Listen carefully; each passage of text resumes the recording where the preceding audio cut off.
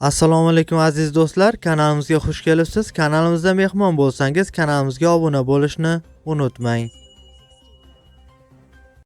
Markaziy bank tomonidan belgilangan xorijiy valyutalarni O'zbek so'miga nisbatan 2026-yil 16-iyul kuni uchun amal qiladigan qiymatini e'lon qildi. Rossiyadan O'zbekistonga pul yuborish endi yanada qulay va tushunarli. Anjirpay moliyaviy ishlaringiz uchun yagona ilova. Rossiyadagi bank kartalaridan Humo, Uzcard va Visa kartalariga pul o'tkazmalari, shuningdek naqd pul yuborish xizmati ham mavjud. Kommunal xizmatlar, internet, TV, jarimalar, soliq va kredit to'lovlari 24/7 qo'llab-quvvatlash xizmati. Anjirpay Rossiyadan O'zbekistonga qulay pul o'tkazmalari. Ilovani barcha platformalardan yuklab oling. Ko'ra dollarning rasmiy kursi 23 so'mga ko'tarilib, 1 AQSh dollari 12.088 so'm tashkil etdi. Bundan ko'rinadiki, 100 AQSh dollari 1.208.898 so'mga teng bo'ldi.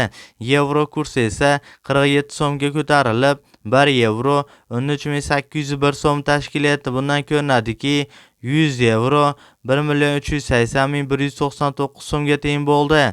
Rossiya rubl kursi esa 1 so'mga pastlab, 1 Rossiya rubli 154 so'm tashkil etdi. Bundan ko'rinadiki, 1000 Rossiya rubli 154.470 so'mga teng bo'ldi. Qozoq tangasi esa 0.07 tiyinga pastlab, 1 qozoq tangasi 25 so'm tashkil etdi. Bundan ko'rinadiki, 1000 qozoq tangasi 25.660 so'mga teng bo'ldi. Eslatib o'tamiz, O'zbekistondagi har kunlik dollar, yevro, rubl hamda qozoq tanga kurslarini kuzatib borishni istasangiz, albatta kanalimizga obuna bo'lib, qo'ng'iroqcha tugmachasini bosib, kommentariyalarda o'z iliq fikrlaringizni yozib qoldirishni unutmang. E'tiboringiz uchun alohida kattakon rahmat aytib qolamiz.